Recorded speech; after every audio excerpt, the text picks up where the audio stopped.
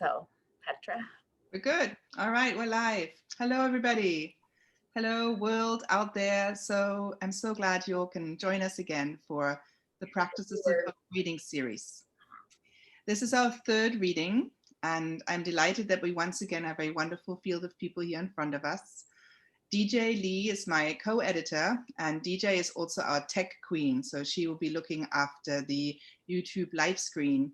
And she will be the one who's going to monitor the chat room. So she'll ask, we'll collect questions and ask you for, where you come from and anything that you want the various people who read today to know. I'm Petra Kuppers. I'm the other editor of the Practices of Hope journal that all of this came from. We had two fabulous assistant editors with Rachel Sanchez and Catherine Fairfield, and we're very grateful to the Black Earth Institute for hosting the journal, of course, and then also this beautiful series. The previous two readings are available on YouTube. Please go and check them out. And this is our third one, and it will also be on YouTube.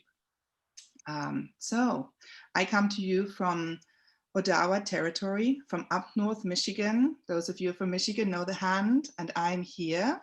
I'm on Crystal Lake, Odawa territory. And I would like to begin by grounding us in this place. In our first reading, Meg Newton, Anishinaabe poet Meg Newton, read to us her poem in both Anishinaabe and in English. And she also gifted us with this that I want to start this reading with. Apiten da gojiwak, mekande wijik. I'm going to say that again. Apiten da gojiwak, mekande wijik. And that is Anishinaabe, one of the languages of the territory from which I'm coming right now. And this means Black Lives Matter. The revolution of Black Lives Matter was the framework for so much that happened around Practices of Hope. So I want to mark this very much as part of our readings. Many of us here on the screen, and probably many of you off the screen, are involved with getting ready for schools. Those of you who are teachers or teach at colleges or universities. And many of us are hopefully right now very much involved with trying to push forward the positive revolution of Black Lives Matter. So that is one of the stars under which we present Practices of Hope. Every time we run this, we have different themes. It's just how it naturally happens. People volunteered for certain slots, and there's always a different theme. And as I'm reading through everything that people sent in for this particular reading, everything that was collected in the journal, what came to me were the themes of time, material, and contact. That's what we're going to hear a lot about in these various readings. So I'm just really delighted that you're all here. And I'm going to hand it over to our first reader, Jose Oseguera. Please, over to you. Thank you, Petra. My name is Jose Oseguera, and I'm from Los Angeles, California. And the piece that I'll be reading today is called The Road. And I wrote this for my son, Giovanni, who just turned 1. So this is part of our journey so far. The road.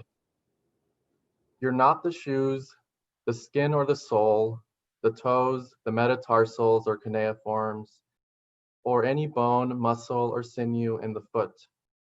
You're not the callus, thickening yellow with every step, stride, and shockwave up the tibia, or the sweat that swaddles the ankle as a wet nurse who removes the calico from her breast to suckle another's baby.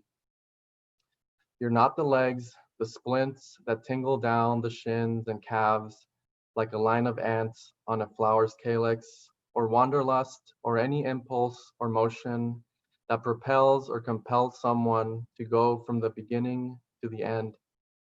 You're not what lies ahead or is left behind. You are not the light born in the east like a golden chalice, or the darkness that consumes its ambrosia in the west.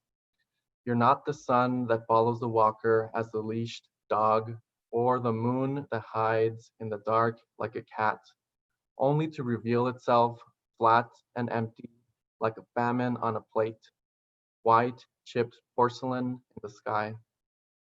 You're not hunger or thirst, the whey bread or warm canteen water. You're not the garbage whirling past, possessed with the immediacy of someone with somewhere to go. You're not the trip or the fall, the autumn, the shade, or whatever it is that makes the leaves turn brown and take flight. You are neither the map nor the destination, the journey, the question or decision of which way to go. No. When someone asks you what it's like to be a parent, you tell them that it's like being the road, dust, dirt, and everything that's stepped on over and over and over again. Because it is your singular purpose and responsibility to guide your traveler's destiny, though you may present bumps and cracks for stumbling and suggestions that stray away from his path.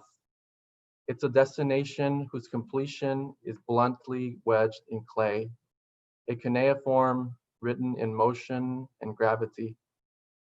But as the grain ashes remember the heat of the fire, and the moon nurses the caliche wrought on her flesh by earth, will I too remember the indentations left behind by his first steps. Thank you. Thank you so much. Thank you. Beautiful. Our first entry into the canons of time and material and care. Thank you, Jose. And our next reader is Marjorie Maddox, who has a screen share for us. Yes, and I am so excited to be here. Thank you, DJ and Petra, for gathering us all together today.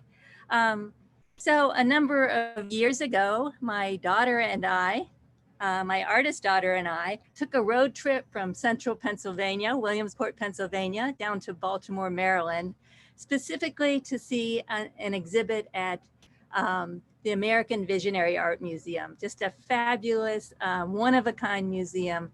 And out of that visit came 9 poems based on paintings and photographs that I saw. So I'm going to show you here, of course, you can see the screen, right? Okay. We can see the screen, but if you press the actual presentation, then it becomes bigger. Okay, there we go. Excellent.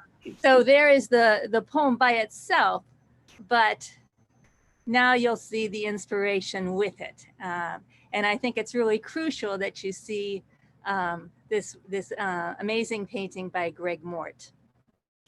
At the American Visionary Art Museum, Return to the Moon, artist Greg Mort. Imagination's always more delicious than that 16-inch black and white portion you watched in '69. Here, the tall pines are yours, fresh from the backwoods of childhood, the pockmarked, telescoped up-close sky, no more like magnificent, pungent Swiss, swelling in the horizon beneath an alien secret microscope. The green blue of moon mold tempting your conspiratorial mind with all things lunar, lunatic, fingers ready to launch escape to what has already landed inches away from now, here before your ravenous eyes, still conjuring one more flight of fancy. Thank you very much. Thank you. It's beautiful.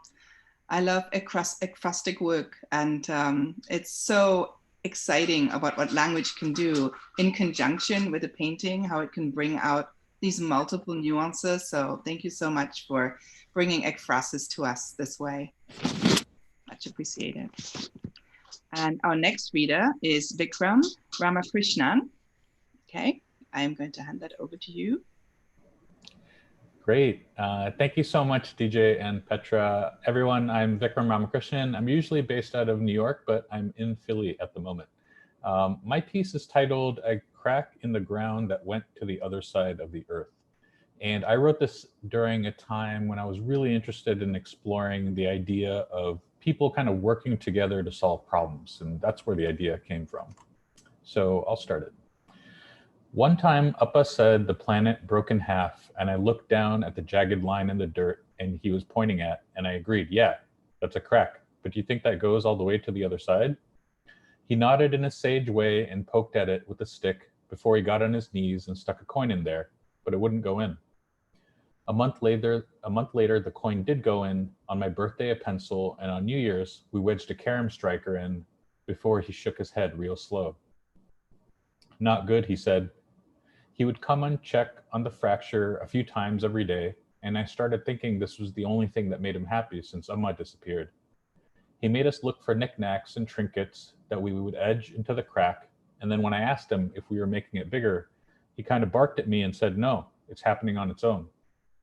When it was wide enough to fit a Parle G biscuit face down, we lit a few firecrackers and dropped them in and laughed when they popped, and Appa didn't yell or anything, but instead he packed his bags, threw on a jacket he hadn't worn in years, tied his dhoti around his ankles, and headed to the big city to convince important people that something was wrong. When he came back, Appa said the important people in the big city didn't believe him and that we were on our own. So we sat around the school chalkboard and started formulating ways that we could stop the crack from widening. First things first, he said, we had to stop throwing firecrackers down there because if someone got hurt on the other side, it would be our fault. I asked, if we can't stop it from growing, what if we put a bridge over it? But Appa said the bridge would break as the chasm got wider. Then I said, what about a tunnel, like a tube in the ground? And he said he liked the idea, but what if it collapsed? And then I said, what about like a cricket ball? And Appa looked at me, tilting his head, like when he wanted to learn more. And I said, like the stitching on a cricket ball that holds it all together. I tossed him one, and Appa caught it midair and bounced it in his hand. And that's when he called me a genius, and that was the proudest I ever felt. Appa said he knew a metalsmith who started making stakes for us, so we started driving them down with hammers into the ground, strong ones that wouldn't move even during the monsoons. We scattered the stakes across from one another on each side of the baby chasm and then tied them together with metal twine that was usually used for fences. Appa said it was a good start, but none of us were strong enough to pull the two halves together. So we got a farmer who had an old tractor to tie the twine to the back of it. All of us were surprised, especially Appa, how much noise the tractor's engine made when it tried to pull the earth together. It stopped budging, and the farmer asked us if we were sure this would work, and Appa was adamant that it would, so we tried again. Nothing happened. So I said, we have to do this together. And Appa tilted his head again at me. His eyes were red, his face was flushed. He started nodding. Yes, together, he said. He started yelling at the top of his lungs, together, together, together. So we all wrapped our hands around the twine and pulled it at the same time as the tractor. And then there was a little earthquake in the ground beneath our feet until we heard a click. The same spot that had fit the Parle G biscuit and the firecrackers and everything else was tied against the other side. So then we went from town to town, over the ocean, all the way to the other side of the planet, learning 100 new languages as we stitched up the earth until we found that we could finally sit down with our backs to the tractor, sweating and breathless after a long life's work.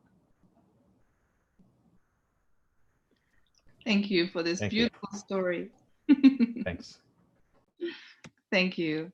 That is just it was such a beautiful story when we received that. All four of us just loved the story, and it fits so well with the theme of solar punk that we have been exploring also in some of the previous readings. You know, we just so appreciated the imagination of what is actually available in coming up with a science fiction story. So using what is available, using what is there, using the twine and the tractor. So it's a beautiful story. Thank you, Vikram. Glad to have you. And the next one is we're moving to a slightly different art form. We have a video poem. Every time we've had some people who are engaging in other ways with the materials of storytelling. And so this one, it's Megan Culhane Galbraith is going to show her video, and I'm going to hand it over to you. Thank you. Thank you so much, Petra and DJ. And it's really an honor to read with all of you here. Vikram, I love the magical realism of that. That reminds me of my grandfather, actually, your story. I've been thinking a lot about the theme of this issue and the idea of hope and the creative process. And as I made this is the first sort of multimedia essay that I've ever done. And so I'm a little bit nervous to show it just because it's the first thing I've done. And it came together just in a rush, which I don't know if that's the creative process for a lot of you, but sometimes I think about things and I think about things for a long time. And then at the very last minute, they all come together. And this happened I want to give credit to my one of my best friend's 16-year-old daughters for helping me stitch the actual video together, and to DJ at the last minute for other various erasures. But I hope you like it, and I'm gonna turn it over to DJ, who's gonna help me launch it because I've been having a little bit of internet wonkiness. So I hope you enjoy.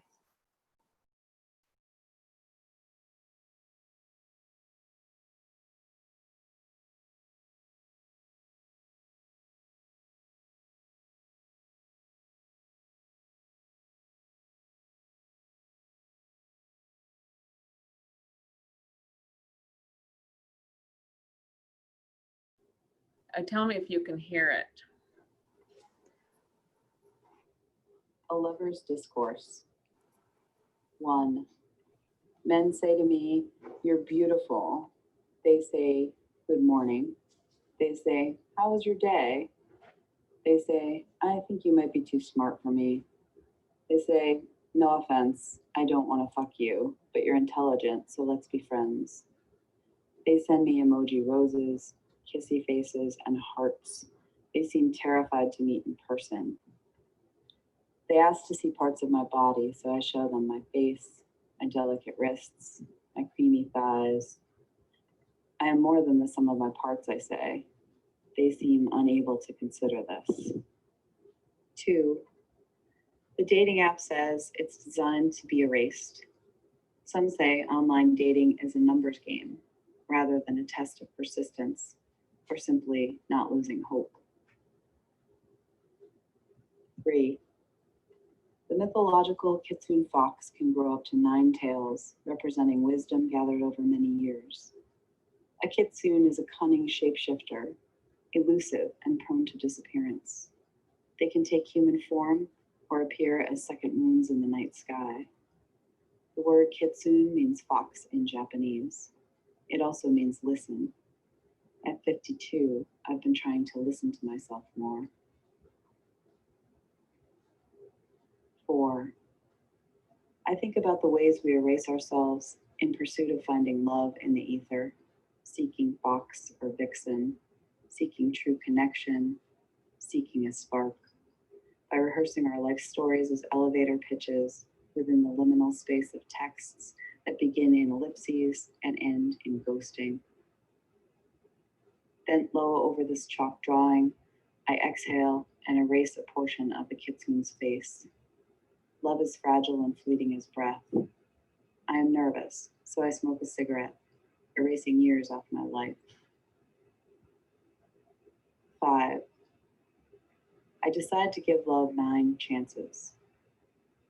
1 is married but wants to fool around. 2 is quite the fox, intelligent and cute with a ginger-colored beard and twinkly eyes. He sleeps on a bed of stars and disappears after 2 intense weeks of texting. 3 is dressed as Cupid in a diaper. 4 has a necklace made of live baby squirrels. 5 is a cunning linguist who lives in a hidey hole of an apartment. 6 expects a glimpse of tail before we even meet. 7 is a chatbot with tragic natural language processing skills. 8 doesn't want to fuck me, but thinks I'm intelligent and wants to be friends. 9 is already masturbating to my profile picture. They seem interchangeable, so I name them all Todd. Todd is another name for a male fox. A group of foxes is called a leash, yet it seems no one wants to be tied down. 6. Todd is also the German word for death. The death tarot card keeps creeping around me, orbiting me like a stalker. Dying is a future I don't take literally because I don't want to live from a place of fear. My greatest fear is dying alone, says everyone. We all die alone, says my friend. The death tarot is a metaphor for transformation. I pull some clarifying cards. 3 of swords. I must heal my own heart first. 9 of cups. Wish fulfillment and my deepest desires. Strength. Self-explanatory. The devil. I know. The world. Give it to me. So I bloom instead of dying of boredom. I don't fall prey to fairy tales. 7. Men are self-reflecting, says my friend Suzanne. If you look for love in the wrong places, you will surely find the wrong kind of love. My friend Grace stops to remark on a confident, radiant woman. I'm just a reflection of you, my dear, says the woman. I adjust my self-talk settings. I'm radiant, I say in the mirror. I deserve grace. 8. I go on long walks, alone with my heart, to atone for my heart, to remind myself it is tender and beating inside my chest. Instead of, here is my heart, take it, I say, here is my heart, earn it. A kitsune can only disguise itself for so long. The trick is to be able to see inside your own disguise. Desire is thick pelt. I will wear it as my coat. 9. In the children's book, The Little Prince, the red fox wants to be domesticated, and a boy has left his final rose on a distant moon. A rose is a symbol for eternity and true love. I am visiting the Rose City of Portland. I'd fully expected to fall in love with the place, but haven't yet. What I had was a transient affair with the dark eyes of the valet at my hotel. That is the play, writes Roland Barthes in A Lover's Discourse. It can be shortened by the other's arrival. If the other arrives in Act 1, the greeting is calm. If the other arrives in Act 2, there is a scene. If in Act 2 there is recognition, the action of grace. I breathe deeply, like Peleus emerging from the underground chambers and rediscovering life, the odor of roses. It is only with the heart that one can see rightly, says the fox to the little prince. What is essential is invisible to the eye. Thank you, guys. Thanks for listening. Thank you. Thank you. Wow. Beautiful. Such gorgeous practice. And I love, so I start at the beginning, I said how material and matter seems to be something that binds so many of these poems together. To me, the fact that the erasure stays so visible, you know, that chalkboard and what happens with that is just such a beautiful object. And it is also so domestic, you know, everything is within this very domestic frame. So I just think this is such an interesting practice for me to think about in terms of the syllabi, you know, the kind of teaching thinking that's going on right now, how to do work in the confines of these little squares. So again, that was absolutely lovely. Thank you. All right, and our next poet is Rebecca Ellis. Here you go, Rebecca, over to you. All right, thank you. I feel like we almost need a moment of silence to let that video soak in a little bit. That was just lovely. I want to thank Petra and DJ for putting all this together and for creating such a big room for all of us. I've loved reading and seeing all the artwork and then seeing it attached to people's faces and voices. It's been just lovely. And I think that's a rare thing. And I ironically thank the pandemic for that. So one of the dilemmas of writing a long time, and I have been writing a long time, I have the gray hair to prove it, is that the things I write about start to disappear. You know, people leave, people die, objects fall apart, pandemics happen. And so I found myself writing about that loss a lot. And then I said, well, wait, I want to find some of the beauty in it, some way to look at that and find the beauty that would sustain me through this. So I decided in this poem to add some perspective, not just time, but distance. And I was looking at losing both of my parents many years ago and just trying to find a way to be a little more objective and add some distance and just see what would happen. And the distance created some room to be surprised. So that was kind of nice. So the poem is called Past Life Flyover. When I return to my past life, my father goes fly fishing, and I can see him from the plane, a little speck waving a black stick back and forth over the bending blue of a river. He never liked sports, but this one seems right. Open water, no people, no obligation to bring anything home. I don't know why I'm in a plane, but it feels good to see everything at last. To the west, on the horizon, which is hours away from accepting the hot, plummy sun, its yellow and red skirts. A train whistles, and I know my mother is inside, finishing a short story she started when she was young. She is sitting by a window, leather notebook in her lap, writing in clear script that never changes during her lifetime and doesn't change now in the past, where the train whisks the days smooth and fast before they get boring. Underneath the solid body of the plane, eons that long ago went by without me reappear. Silky gray heads of sauropods lift above the trees, nibbling.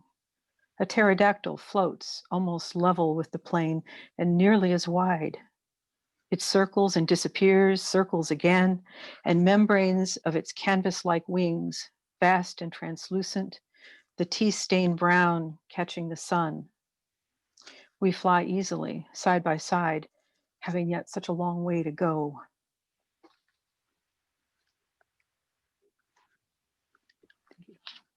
It's beautiful. Thank you. Thank you. And I remember when I read this first, and it was part of a suite of beautiful poems, and I was so attracted to the image of the dinosaurs flying alongside the airplane, and the way that, again, color and material featured in this, how you stitch time through space in such an interesting way here. So thank you so much for it. It's great to hear it read in your voice, all of you. I mean, it's just it's such a gift in these readings to listen to you all and to have this material come to life in such a different way. So that was really beautiful to hear. All right, and our next artist is Carrie Albert, someone else with a beautiful material practice. Hi. Wow, that poem is so much like a poem I never finished but wanted to. It's really great. Thanks. Thank you, Petra and DJ. And I'm really honored to be here today. So I brought my blue box, and it's one of a series of box art pieces I made. I made them while I was caretaking my elderly parents, and we, my mom and I Skyped a lot, and so I would show her the box while I was making it, and we would, you know, she'd have ideas. I'd say, what do you think I should put here? And it was just kind of a way to have fun and through kind of a difficult time. So I do love that about art. So the box, the exterior is a solid blue, and my thought was just so it's kind of a mystery, you have no idea what's inside. So then when you open it, you have this. So now I'm going to try a screen share to make it easier to show you things.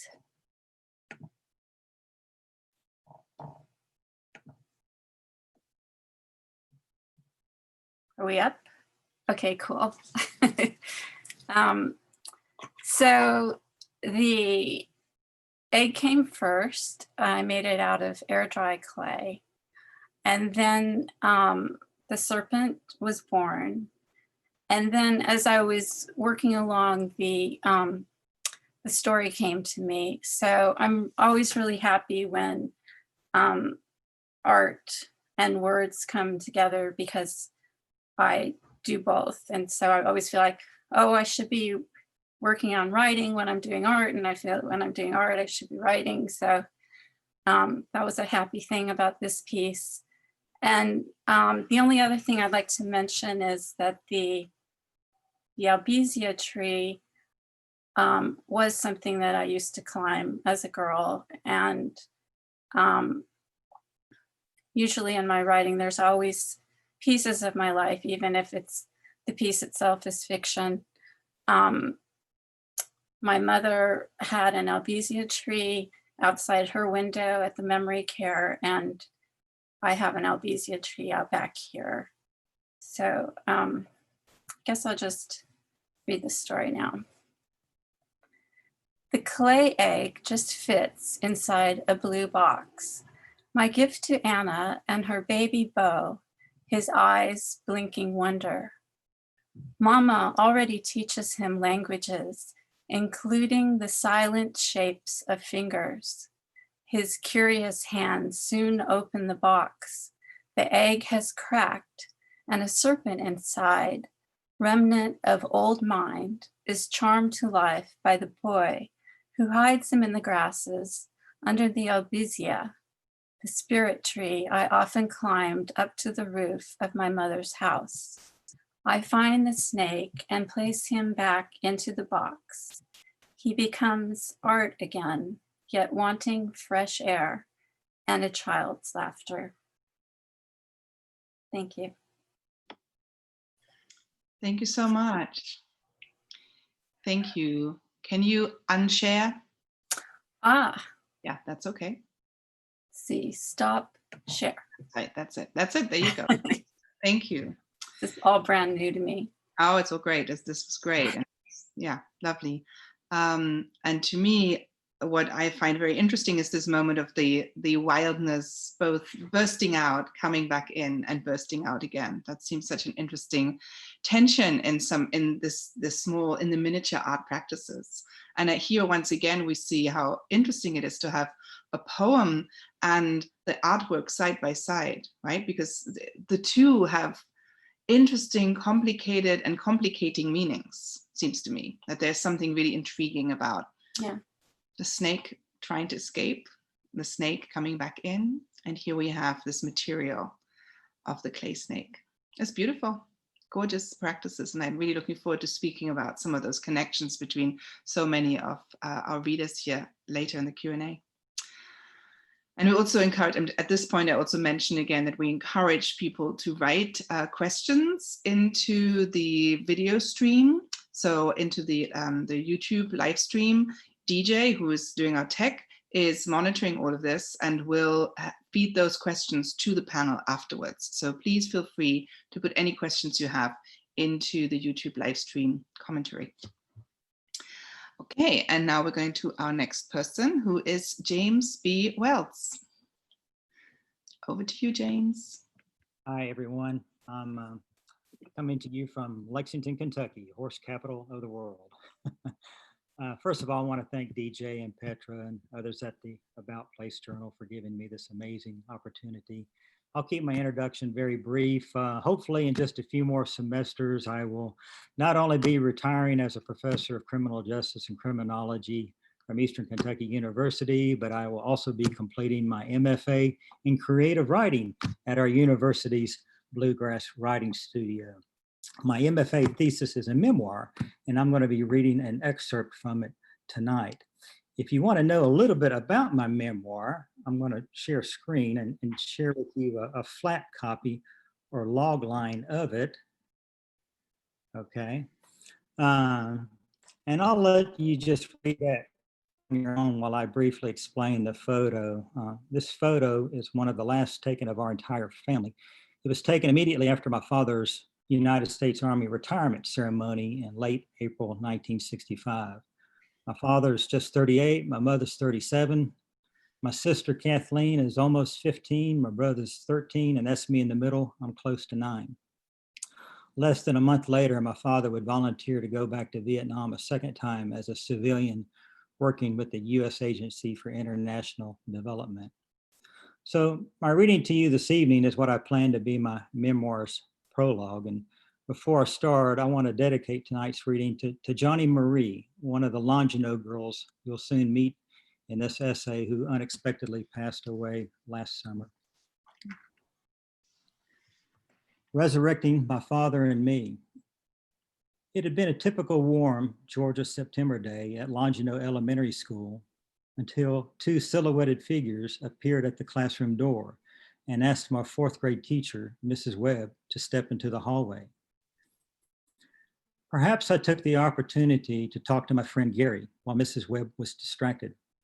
Maybe I stole a glance across the classroom at Susan or Debbie, two pretty girls I had a crush on. Moments later, I was called out of the classroom and escorted to the front of the school. A neighbor was waiting for me in her car. Which one? I don't know. I think my two older siblings were with her. Perhaps our neighbor had already picked them up at high school. When we got home, Mother was standing in the living room, weeping. She told us our father was dead. What few memories I have of our father's death are isolated and disjointed. I remember our kitchen and dining room tables overwhelmed with homemade dishes from friends and family. I remember government officials in their black suits and white shirts arriving and quietly talking with our mother. She told us afterward that they wouldn't let her or anyone else view his remains. All our relatives drove down from Ohio. I played touch football in our front yard with some friends and cousins. And when I happened to look up between plays, I saw two of my uncles conferring with each other and watching me. I knew I had become a different person to them, the nephew who now had no father. The day of my father's funeral, our Episcopal church was so full, some people had to stand outside its doors. I looked out the black window of the black limousine and saw an endless procession of cars, all with their headlights on, slowly snaking their way in single file on Highway 41. At the Marietta National Cemetery, just north of Atlanta, tens of thousands of white, polished, rectangular headstones stood in perfect and perpetual attention, honoring my father as they welcomed home another one of their own. My grandfather, a World War I veteran who survived multiple gas and artillery attacks in the 1918-1919 Meuse-Argonne offensive, had his hand on my shoulder as he guided me to the funeral tent. 6 soldiers standing right in front of us lifted the flag off my father's coffin and held it outstretched while our family priest sprinkled a handful of earth on it. 7 other soldiers in the honor guard fired a 3-volley salute. I recall how everyone, including myself, jumped as the 3 rounds pierced the North Georgia air. As the 6 soldiers on the 2 sides of the coffin carefully folded the flag, a squadron of jets suddenly appeared out of the heavens. The noise they made was so loud, I held my hands over my ears. When it was over, Linda and Leah, 2 of my teenage cousins, ran up to me weeping and saying goodbye. Later that same night on the 11 p.m. news, I saw then Atlanta anchor Tom Brokaw give a moving television eulogy, interspersed with film clips of my family and me at my father's graveside ceremony. These are my only memories of that day, or for that matter, week, month, and year. I have no memories of the following year either. Looking back, it is as if when my father disappeared, he took years of my childhood with him. I've learned trauma and depression can cause your memories to disappear. I suppose it's a defense mechanism that protects your mind and body. A blessing disguised as loss, I guess. But I've always longed to understand that time in my life, to resurrect the events of that lost period in my life. 50 years later, I reconnected and interviewed 4 of my 4th grade classmates. I needed to know what they could remember about the day of my father's death. After traveling all day from my home in Lexington, Kentucky to the town of College Park, Georgia, I reunited over dinner with Susan, Johnny Marie, Mary Beth, and Rebecca. I lovingly refer to them now as the Longino girls. They all told me, to my great surprise, that I never came back to Mrs. Webb's class after that day. They told me how upset they were with never having had an opportunity to express their condolences and say goodbye. They remember how traumatic that event was to them and how I seemed to disappear and die, just like my father did. I can't recall ever going back to Longino.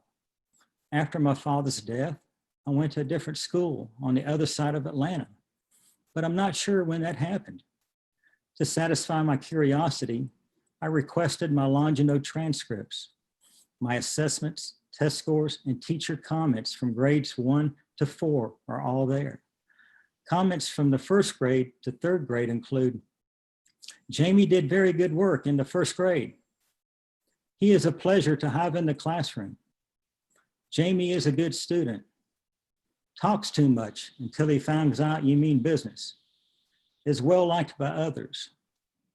The sole comment from a fourth grade teacher is, it has been a difficult year for Jamie. He can do excellent work when he concentrates.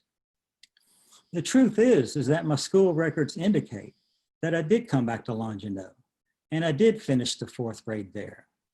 The emotional truth is that after my father's death, so much of me was missing. Even my classmates couldn't recognize me. After years of research, travels, writing, discussions with family and friends, as well as counseling sessions with our church's priest and pastoral care team, I think the Longino girls were right. I not only lost my father that day in fourth grade, I lost part of myself. Part of me died with him. And over the years, that vacuum in me was replaced by something else, an obsession with knowing my father, what happened to him and why. After years of interviewing witnesses and examining declassified top secret documents in archives in both the US and in Vietnam, I now know there was a cover-up regarding the events of his death, and what the US government told the media and our family is not true. The CIA turned down my Freedom of Information request in October 2017. But as I expose more of the truth, it's all beginning to make more sense. I have been searching, trying to find both of us, to complete both our lives for more than 50 years. Here I am, a former carpenter, soldier, correctional officer, architectural planner, and currently a 60-something-year-old university professor with a PhD in research who is still trying to find himself as he works on another graduate degree. Given what I have been able to uncover through my research and writing, perhaps one day I can say it has been worth it. I hope and pray that by the time I complete my quest for the truth, I will have found and resurrected both of us. Thank you, Longino girls. Thank you. Thank you, James. Thank you, and it's great to hear the genre of memoir in here as well. If you edit an edition like this, you're reading a lot of memoir, right? We got a lot of memoir submissions, and it is moving. Someone's writing moving, and it's moving, and it's also intriguing. There's something so intriguing about the snippet that you're presenting us here, and that, of course, is one of the great skills of memoir, to get someone to hook in, to find both a larger cultural mystery as well as the personal mystery. So I think the excerpt here shows how this can work in the memoir form. So thank you so much. Yeah. Beautiful. All right, and our next reader is Pam Ushuk. And Pam is one of our fellow Black Earth Institute fellows. So it's nice to have you here. So glad you're here. It's nice to be here, and I'm speaking to you from Tucson, Arizona, which is Tohono O'odham land, and Tucson is an O'odham word that means black rock, and there are black volcanic rocks in all the mountains around us. So I'd like to acknowledge the Tohono O'odham tribe and thank them for letting us live here on this land. My poem today is a tribute to another indigenous tribe, actually another indigenous person, and the person is Clarence Cruz, who I am so lucky to teach with at Ghost Ranch. Clarence is a pot maker, a holy man, a master potter actually, and he makes things of micaceous clay. Micaceous clay is clay in northern New Mexico that's mixed with mica that shines. And they used to use mica for windows in settlers' homes. But this is one of his turtles. I hope you can see it. Oh, good. Oh, good. And this is the actual bowl that Clarence made, and my poem is fashioned on. And Clarence pulls his bowls. This is a very thin and beautiful bowl. He does not use a potter's wheel. This is the turtle that goes inside of the bowl. And you can see the design, the incised design. Clarence is a really popular teacher at Ghost Ranch, and he has a wonderful sense of humor. And so this poem is for him. He was kind enough to let all of the instructors who taught with him to come every night and get instructions on how to make pots and how to do pulled pots. So I thank him. I hope he's out there someplace today. The essential shape. Spinning the earth begins, shapes itself with fingers of light. We spin on the hub of Pueblo sun, rising inside clay, dug from earth's wounds, repaired by medicine songs, prayers of forgiveness. Earth carries us, heals our wounds as we spin on the hub of desire. Buddhists say, kill all desire. Fire burns the same in any language, gives birth to what we create. Turtle rises on clawed clay feet, luminescent as the wheel of night stars. The potter's sacred pattern incises clay the way a tattooist scars skin to protect it. The design immortal in a mortal world. Slap, slap. On the studio shelf, the master shape. Crenulated bowl, mouth open to wind song. Bowl holding constellations of eternity. In its wet body, the kiln chooses to harden or explode. Slap, slap. There is no unbreakable form. What spins can fly apart or adhere like the supreme idea of water pouring through the Milky Way. Somewhere the ghosts of my people need clay, dug from a riverbed in spring. Clay black as the iris of an owl eye at midnight, black as the bruised mouths of rifle barrels in the hands of Stalin's troops who will murder them. Fire will burn down their house. I hear my Belarus grandfather, my grandmother scream down the stars, memories of bullets shattering waistcoats, the simplest dress in their long ago house, burned to the revolutionary ground that ran red far from the teeth of these red hills. Slap, slap. In Clarence's class, a student fashions matryoshka dolls, so real they startle me, far from home, thousands of miles gone. There is only connection. Each glittering doll nestles in the other's heart. Not one doll is empty, is guardian and refugee, individual as the fingerprints of a potter, pulling the essential shape from micaceous clay, healing earth's wounds. Thank you. I want to show you the matryoshka dolls because they're amazing. And the student mailed them to me. They're very, very heavy, but it's a wonderful gift. Thank you, Clarence. And thank you, Petra. And thank you, DJ, for putting together this wonderful journal. Okay. Thank you so much, Pam. So great to have you in this. And isn't it once again really interesting how the things connect up? Our very first poem spoke about clay, right? So, and here we go. The journey is moving through materials, through time, through contact, through family, in such interesting ways. Every time there is a journey that happens just by us all being in space together. So I'm very appreciative of this. And our last reading is Hans für du West, but DJ, I'm going to hand it over to you. Okay. Do you want to pin me, Petra, or? Oh, I think I can pin myself. There we go. So Jay Hansford Vest didn't have enough bandwidth to join us on the Zoom chat, so I'm going to read his piece for him. Just to let you know, he's a professor of American Indian Studies at the University of North Carolina, Pembroke.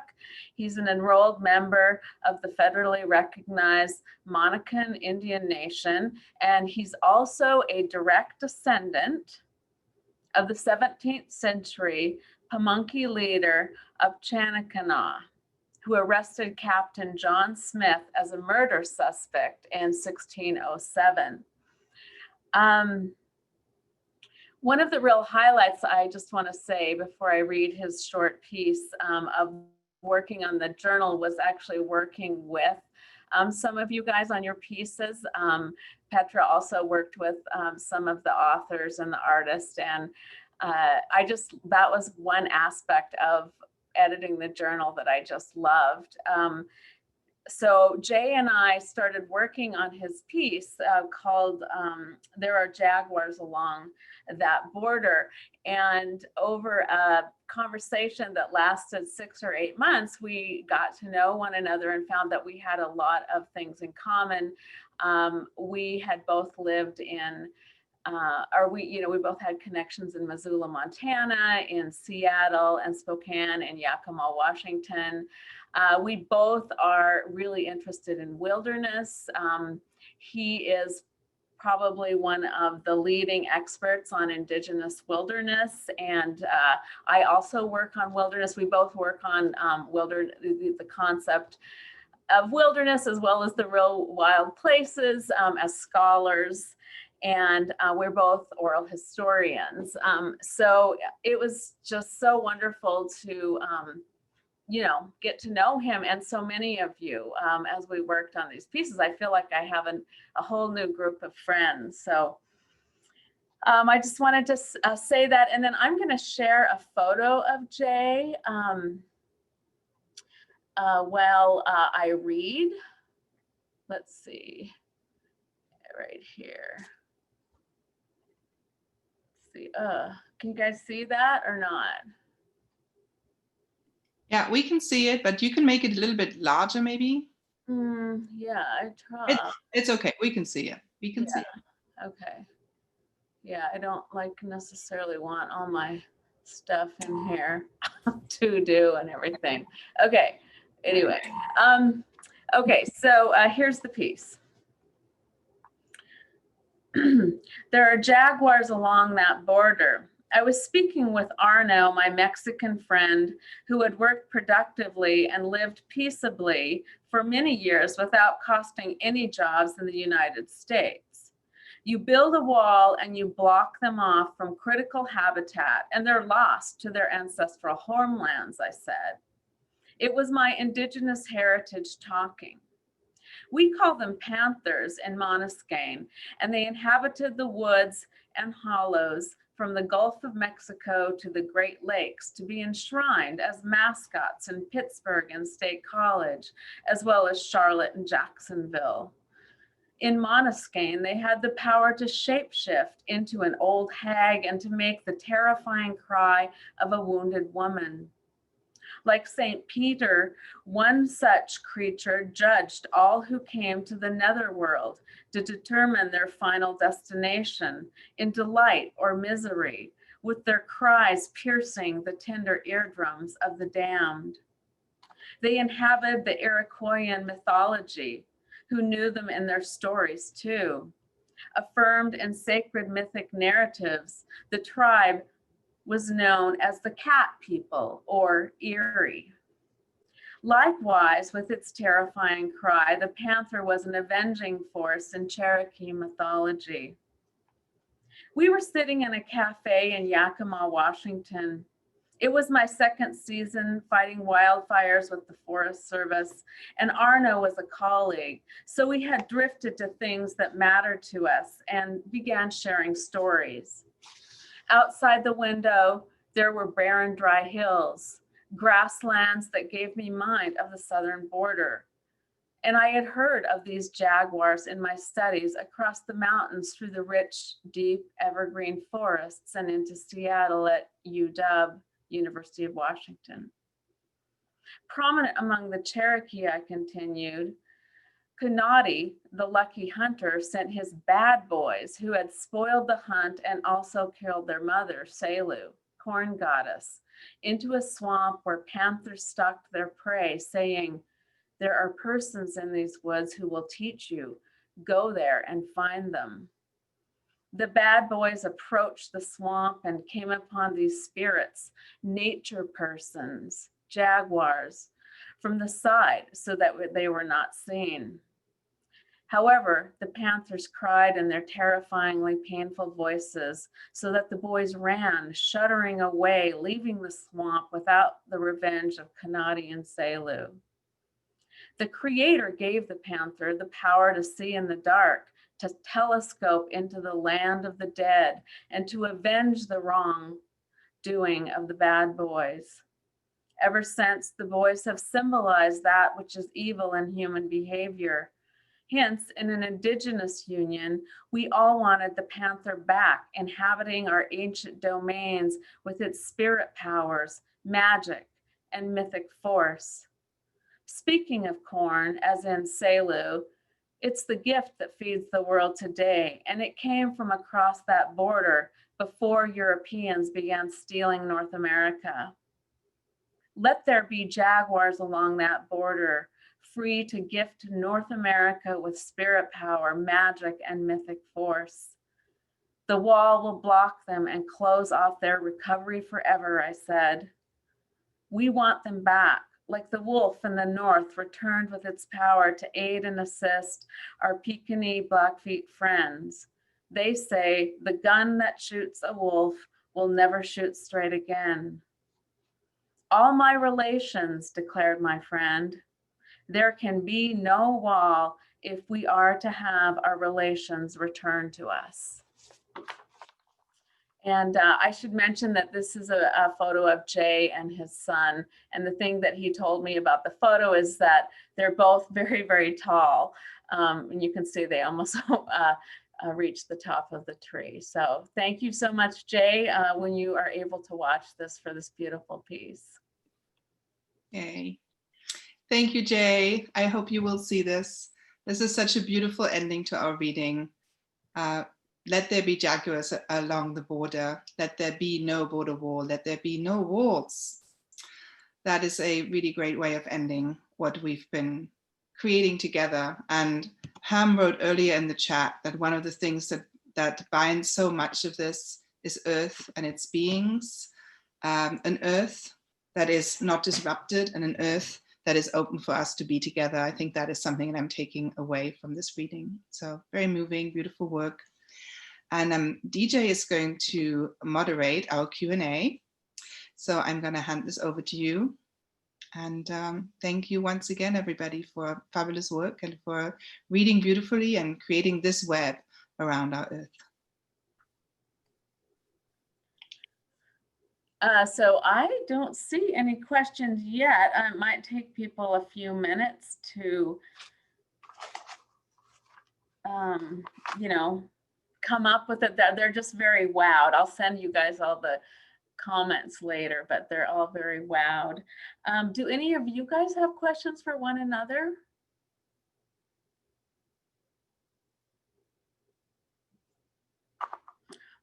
Well, one of the things that I noticed, like Vikram's piece, let's see, Megan's piece, Jay's piece, Carrie's piece, like there's kind of a reliance on the tail. one of the oldest forms of storytelling, the tale. And I'm just wondering if you, any of you who use that form, are interested in talking about the explanatory power it has, especially right now in this this 21st century world, the crazy world that we're living in. So Vikram or Megan or Carrie, do any of you want to speak to that? This is Megan. I'm by phone. I don't know if you guys can hear me because my internet. Yes, we can. Yeah. Okay. But both Vikram and Carrie, I loved your work in particular because of that, what DJ said, that myth making, and so what you're doing, it resonates with me so much. And I'm so interested in how, out of those, like why is it that those types of myths endure? Like Vikram, to your, like what you wrote was, I hate genre, but it was science fiction, but it resonated with me. I couldn't kind of tell whether it was true except for the magical bits, or like if that was really your grandfather or not. And also the human connection between both of your pieces was so, like myth grounds us, I guess, is what I'm interested in hearing both your thoughts about that. Yeah, I think they're interesting because as far as the magical realism and science fiction kind of form and the mythical form, I think it gives us a chance to explore a complex topic through kind of brainstorming means. And I guess what I mean by that is, when you have major, the story is an allegory for kind of people coming together to fix the earth from different paths in life and that sort of thing. And that's kind of difficult to do in kind of a realistic type of setting. And given the length of the piece and the kind of impact I was going for, I wanted to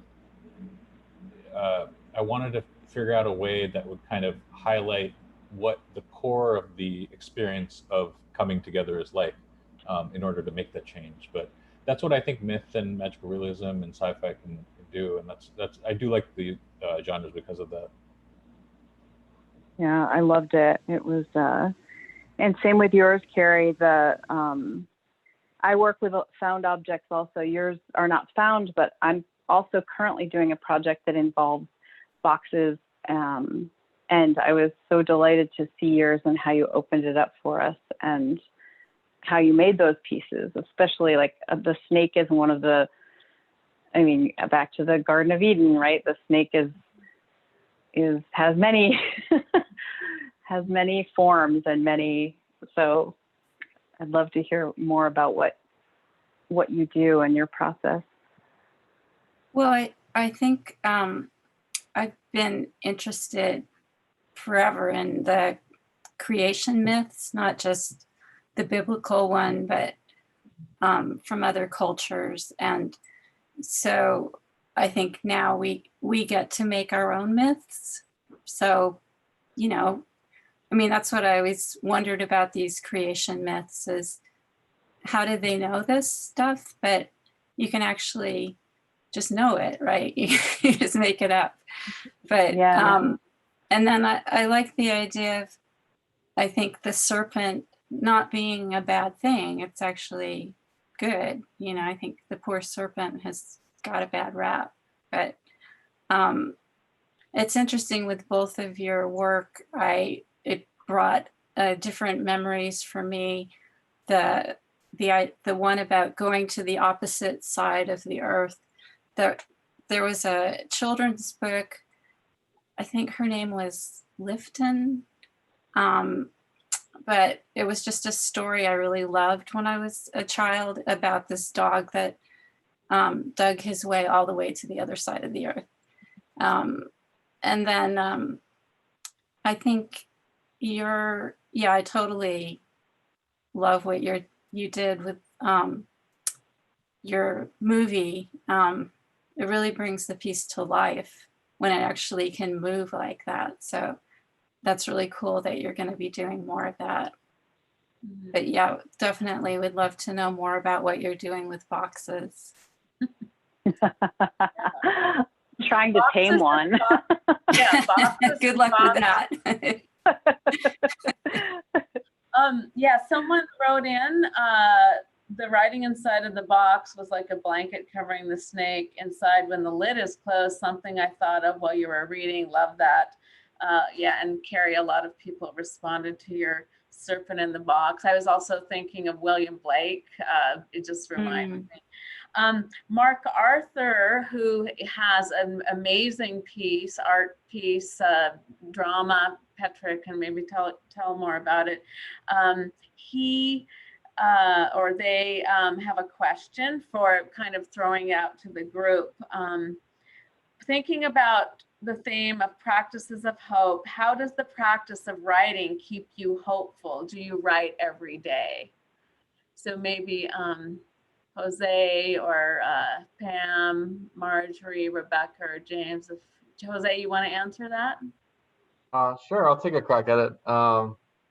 Thank you, Yeah, I Mark. mean, definitely writing, it definitely is a place where you can go if you want to look inward into yourself and really see how you're feeling. And I think, I mean, I'm 35 years old, but it's something that I've been doing since I was a child, and it's something that I see myself doing until I'm gone. So yeah, it's definitely something that, speaking of mythologies, there's stories that you keep telling about yourself, over and over, and it's a story that never ends, because you keep experiencing new things in life, and then you recontextualize things that you lived in the past as you get older.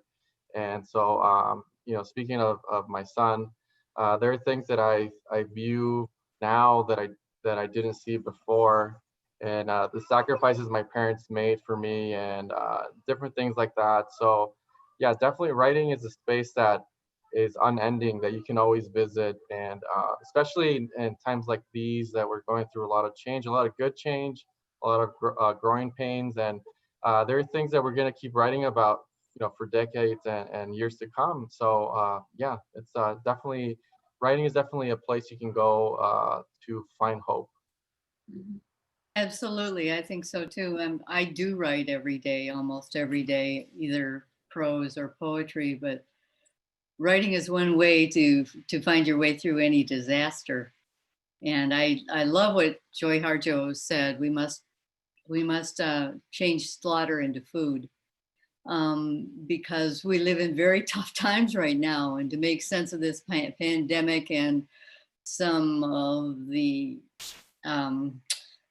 disastrous things that happened from our government, it helps me to write them out, and to try to figure out my way through this. And my way is not my way, it's our way, because I'm just one person who's experiencing all of this.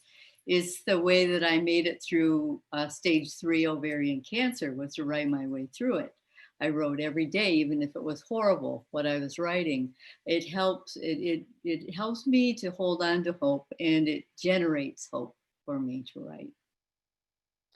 I'll just add to that I'm kind of new to this. I'm trained as a social scientist and an academic writer, and it's been difficult making the transition from academic writing to creative writing. It's a challenge, and but I've been working at it a lot. And as for most of us, writing is definitely a form of therapy, and in my case, it's a badly needed form of therapy, and it's probably kept me sane to some degree.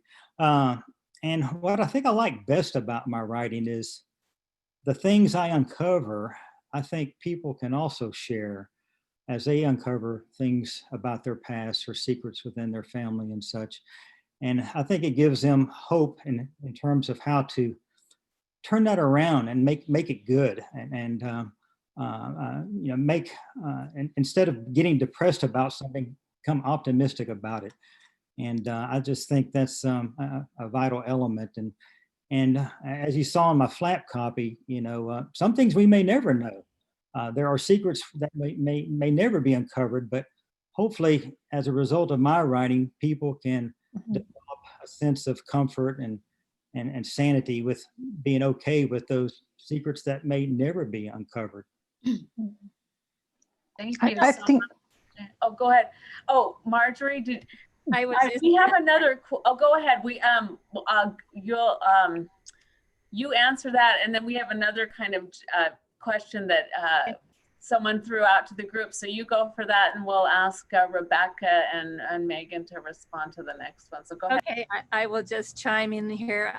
I do not write every day, but I write every day in chunks. So I have kind of a space of time where I create a lot. I feel like I'm always writing in my head, but it's very hard for me to get much written during the school year or even this summer when I'm prepping classes. I got a lot written at the beginning of the year. And I would kind of echo what a lot of the other artists and authors are saying, that writing is this act of creation. You know, you're pulling everything together. Everything seems kind of chaotic and you're pulling all these pieces together and making something. And in this time period where we feel like there's so much destruction and pain, that is a very hopeful thing. So. And I think I just love to quickly go in there and mention that, Marjorie, you actually put a question into our chat, which DJ is not monitoring. So if you do want to pose your question, please go ahead. That would be just great. Yeah, do it. I was just very interested in how you all, both of you, came up with the order for tonight's reading, because it seemed very inspired to me how the pieces resonated. Yeah, it was you know, a divine act, because it was very random. We tried to, you know, mix up the like Megan's piece and Carrie's piece, you know, the artistic pieces. We didn't want them like next to each other, so there was some variety, and it was the poems and the longer piece, prose, just but yeah, I saw so many resonances. Like the clay appeared, like Petra mentioned, in Jose's and Carrie's and Pam's. You know, there's this wonderful thread. It was just yeah, really great, and all kinds of. Petra, do you want to speak to that? Yeah, I think there's something about the alchemy of putting people together, right? I mean, that is what I think editing as a process is. You just spoke about writing, daily writing. I write daily. I don't edit daily, but it's been really interesting to edit for, we edited for 3 months daily, really daily. I mean, we had thousands of submissions. So the editorial team just had to really stay on top of it and speak daily with one another over the the kind of software that we're using to edit what is coming in, and to think about the breadth of practices under Practices of Hope, and everything you all just said about why you're writing, how Practices of Hope are part of that, was so important for how we put everything together. You know, we didn't just want a purely an issue that is purely with, you know, people who come out of an academic setting. We wanted to have a span of community writing to academic writing of various kinds. We wanted to have multiple genres. My personal interest is genre and speculative fiction and science fiction, fantasy and horror. So there's a lot of that in there. And Mark Arthur, who asked the question earlier, I do want to speak about the beautiful work that Mark handed in. He also did one of these transformatory moves. He created an opera based in Detroit. And I went to see the premiere of this piece. And what happens in this opera is that HIV becomes an enabling opening. The virus becomes an opening into magical other powers. And it also becomes a material thing. It becomes this orange paint, orange and pink paint that's splattered across the stage as the singers and dancers are engaging in the work. And that kind of melange of reshaping what we live with towards life and towards an ongoingness in Detroit with the virus, the HIV virus, not different from the coronavirus, which came along a little bit later. Those issues are just so central to the editing process, finding those kinds of connections between everything that people are putting together. So thank you for that question.